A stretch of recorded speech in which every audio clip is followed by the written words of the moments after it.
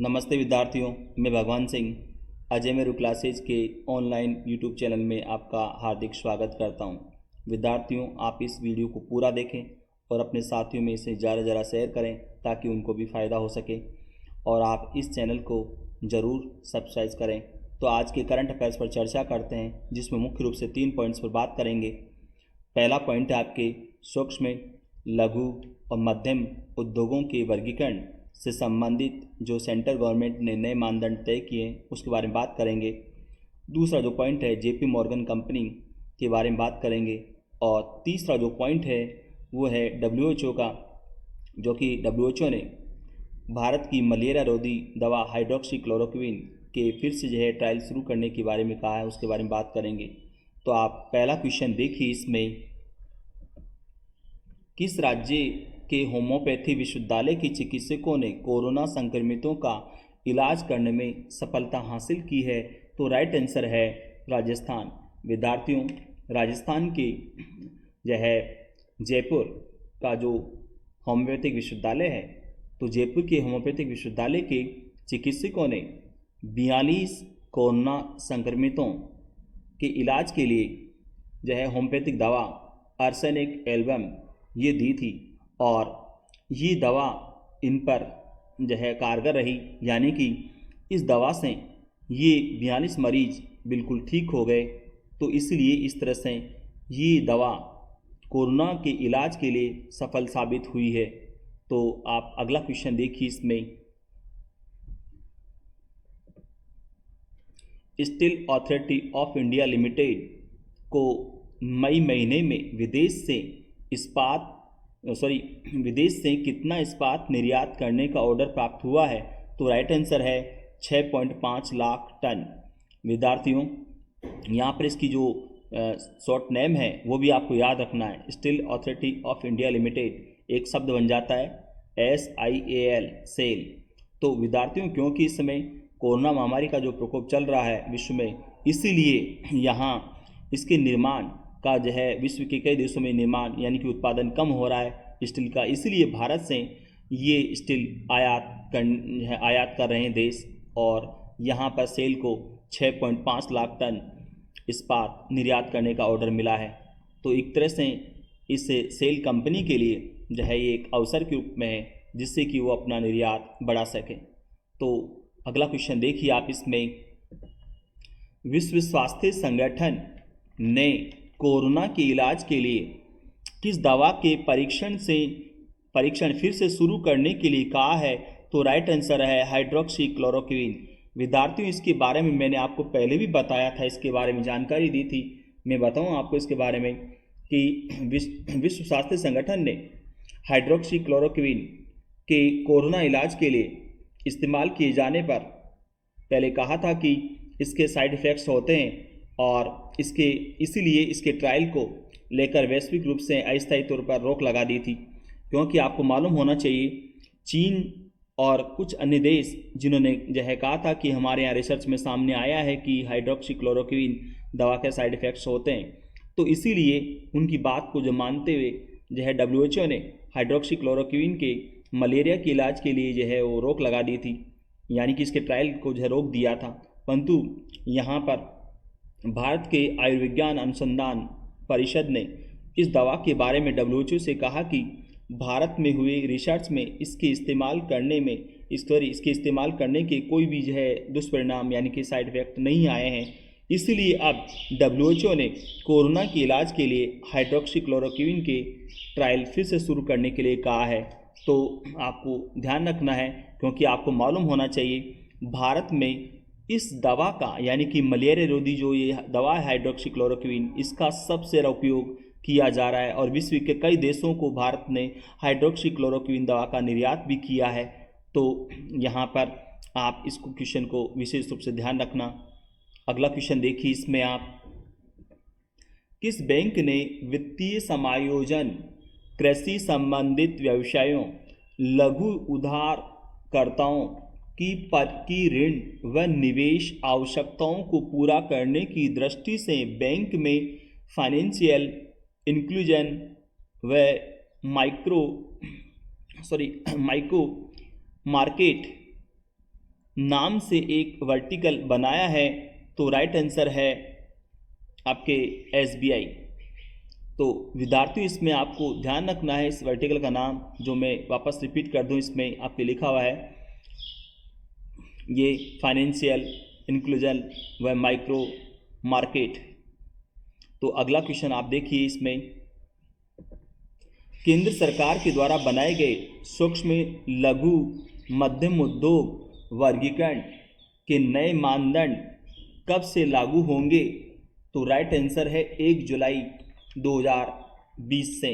विद्यार्थियों आपको इस क्वेश्चन को विशेष रूप से ध्यान रखना है, क्योंकि क्वेश्चन बहुत महत्वपूर्ण है। आपको पता होना चाहिए भारत सरकार ने आत्मनिर्भर भारत जो योजना शुरू की, तो उस आत्मनिर्भर भारत जो है योजना के तहत सूक्ष्म लघु मध्यम उद्योगों पर विशेष रूप से जोर दिया है सरकार ने। तो इसके बारे में मैं आपको थोड़ा डिटेल्स में जानकारी दे दूं, क्योंकि क्वेश्चन बहुत ज़्यादा महत्वपूर्ण है आपके लिए। तो विद्यार्थियों यहाँ पर इसके बारे में आपको बताऊं, सरकार ने सूक्ष्म लघु मध्यम उद्योग के वर्गीकरण के लिए नए मानदंड तय किए हैं। तो इसके तहत 50 करोड़ रुपए तक के निवेश और 250 करोड़ रुपए तक का कारोबार करने वाली इकाइयां मध्यम दर्जे का उद्योग कहलाएंगी। फिर दूसरा इसमें जो लघु उद्योग के लिए बताया गया है कि 10 करोड़ रुपया तक का निवेश और 50 करोड़ रुपये तक का कारोबार करने वाली इकाई लघु उद्योग श्रेणी में आएगी। और फिर तीसरा जो इसमें बताया गया है कि 1 करोड़ रुपया का निवेश और 5 करोड़ रुपये तक का कारोबार करने वाली विनिर्माण या सेवा क्षेत्र की इकाई को सूक्ष्म इकाई के रूप में माना जाएगा। और यहाँ पर एक और बात इसमें कही गई है, वो ये कि क्योंकि अब इसमें विनिर्माण और सेवा क्षेत्र की इकाई के लिए वर्गीकरण का एक नया संयुक्त फार्मूला अधिसूचित किया गया है। इसके तहत अब विनिर्माण और सेवा क्षेत्र के बीच कोई अंतर नहीं होगा, यानी कि पहले जो अलग अलग जो विभाजन किया गया था विनिर्माण का और सेवा क्षेत्र का, अब उसमें ये विभाजन हटा दिया है, यानी कि ये अंतर जो है अब नहीं रहेगा इसमें। एक और बात इसमें आपको ध्यान रखना है कि ये जो नई परिभाषा दी गई है, इसकी जो नई परिभाषा जो दी गई है, इस नई परिभाषा से सूक्ष्म लघु मध्यम उद्योग की वृद्धि और मजबूती का जो मार्ग है वो प्रशस्त होएगा, यानी कि ये उद्योग और ज़्यादा जो है मजबूती से आगे बढ़ेंगे और इनका विकास होगा।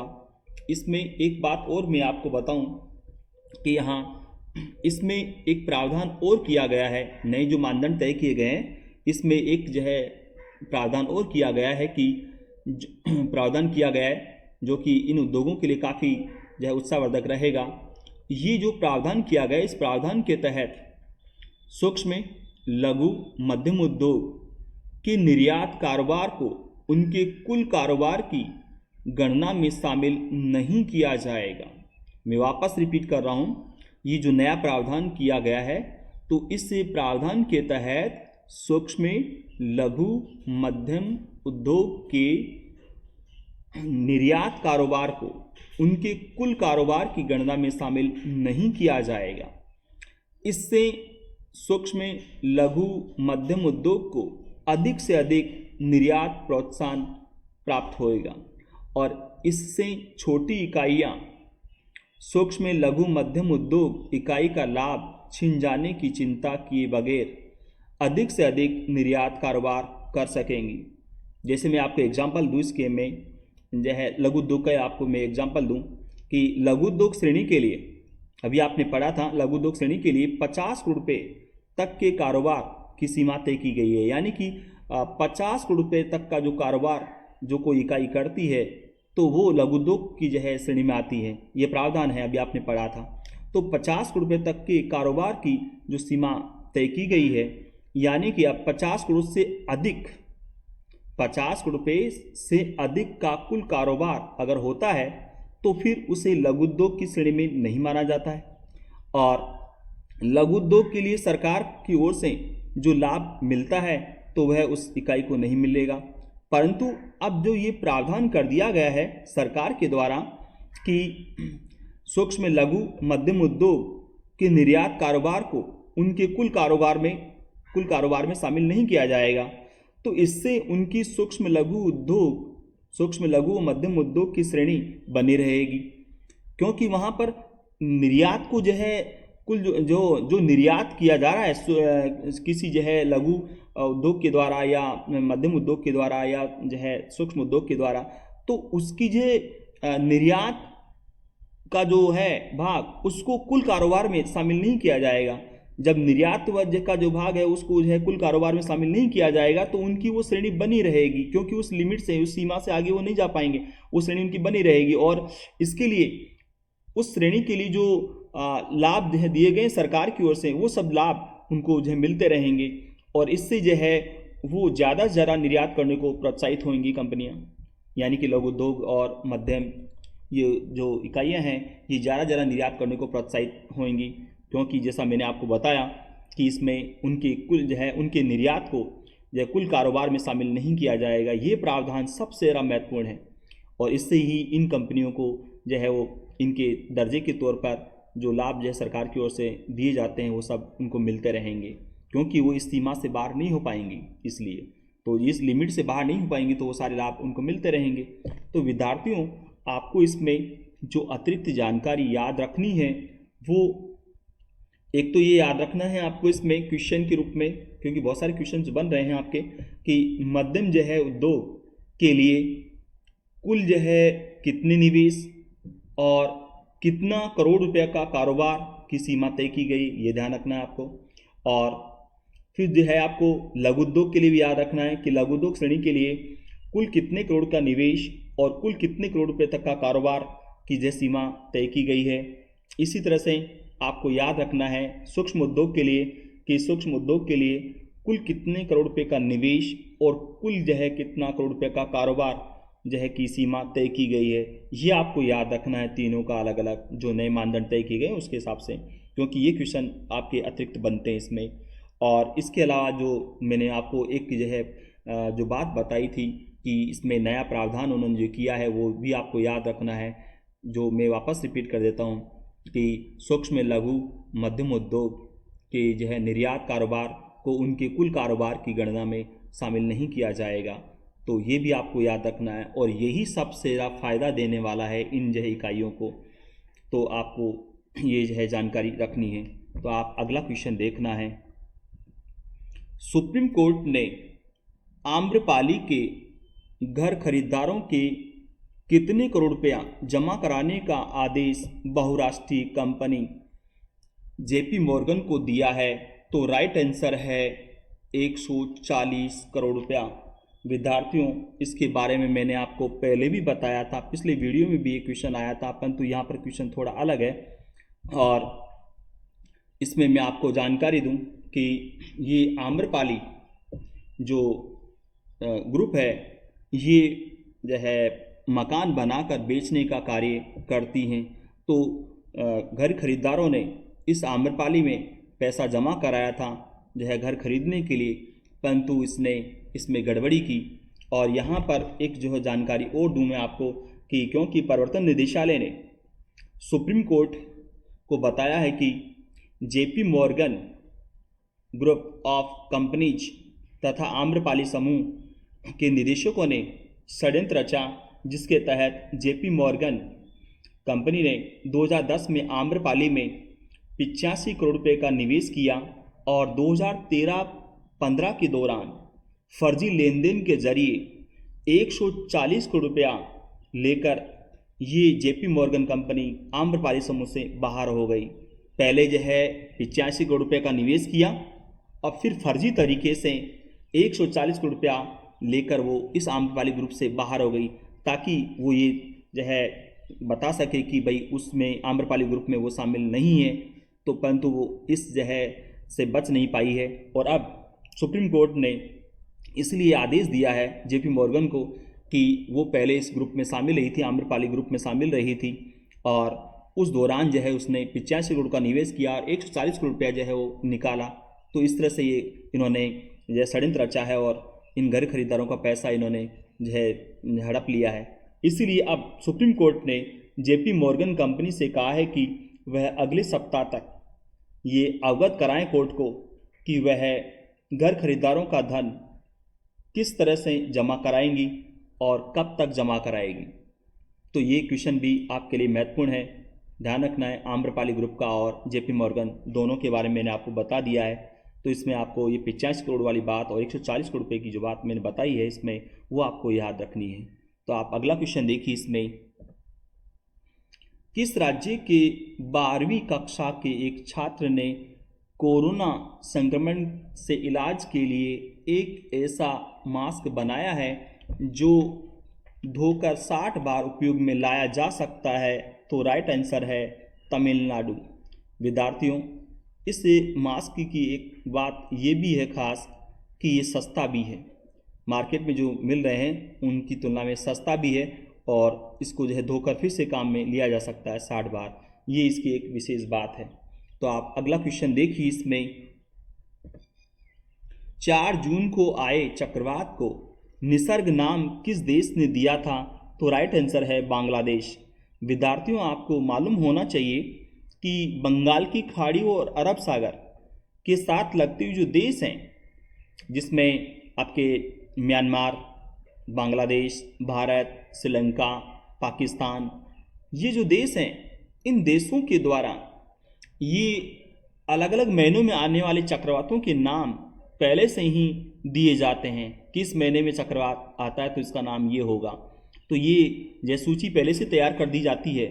तो यहाँ पर ये निसर्ग जो नाम है वो बांग्लादेश ने दिया है ये नाम निसर्ग, क्योंकि अप्रैल महीने में ही ये जो है नई सूची इनकी जो तय कर ली गई थी। तो नई सूची जो तय की गई तो उसमें पहला नाम ये निसर्ग ही है। तो ये निसर्ग जो नाम है वो बांग्लादेश ने दिया है। तो आप जानते हो अभी इससे जस्ट पहले जो तूफान आया था बंगाल की खाड़ी में अम्फान, तो ये जो नाम जो है दिए जाते हैं वो अलग अलग महीनों में आने वाले चक्रवातों को नाम दिए जाते हैं जो कि पहले से तय किए गए होते हैं। तो आप अगला क्वेश्चन देखिए। नीरज चोपड़ा किस खेल से संबंधित है? तो राइट आंसर है भाला फेंक। विद्यार्थियों, आपको मालूम होना चाहिए इस खिलाड़ी के बारे में कि भारतीय एथलेटिक्स महासंघ ने इनका नाम राजीव गांधी खेल रत्न पुरस्कार के लिए खेल मंत्रालय को भेजा है और पिछले 2 साल से इनका नाम वो जो है खेल मंत्रालय को भेज रहे हैं। यानी कि ये तीसरी बार है जब इनका नाम राजीव गांधी खेल रत्न पुरस्कार के लिए खेल मंत्रालय को भेजा गया है। तो क्वेश्चन महत्वपूर्ण है। आप अगला क्वेश्चन देखिए। इसमें विदेश मंत्रालय में संयुक्त सचिव रवीश कुमार को किस देश में भारत का राजदूत नियुक्त किया गया है? तो राइट आंसर है फिनलैंड। और क्योंकि आपको मालूम है इन राजदूतों की नियुक्ति राष्ट्रपति के द्वारा की जाती है और तो यहाँ पर इनकी नियुक्ति जो फिनलैंड में की गई है और फिनलैंड आप जानते हो यूरोप का एक देश है। तो विद्यार्थियों, आप अगला क्वेश्चन देखिए। इसमें किस देश के द्वारा प्राचीन बौद्ध धरोहरों को नष्ट किया जा रहा है? तो राइट आंसर है पाकिस्तान। विद्यार्थियों, आपको मालूम होना चाहिए, जैसे आपने पहले कभी पढ़ा हो तो मैं आपको बताऊं कि जब तालिबान का अफगानिस्तान में शासन था तब उन्होंने भी ऐसा ही किया था। वहाँ पर तोरा बोरा की पहाड़ियों जो है और बामियान की जो पहाड़ियों में जो है वहाँ पर बौद्ध प्रतिमाओं को तालिबान ने नष्ट किया था। तो ठीक ऐसे ही अब काम ये पाकिस्तान भी यहाँ पर कर रहा है। पाक अधिकृत कश्मीर में जो गिलगित और बाल्टिस्तान है, गिलगित और बाल्टिस्तान है, तो वहाँ पर ये बौद्ध जो है जो प्रतिमाएं हैं और अन्य कलाकृतियाँ वहाँ पर हैं, उन कलाकृतियों को जो है नष्ट किया जा रहा है पाकिस्तान के द्वारा। और इस कार्य की आलोचना भी हो रही है कि वो इस तरह के धरोहरों को नष्ट कर रहा है। तो विद्यार्थियों, आपको ये वीडियो कैसा लगा? इसे आप लाइक करें, सब्सक्राइब करें। धन्यवाद।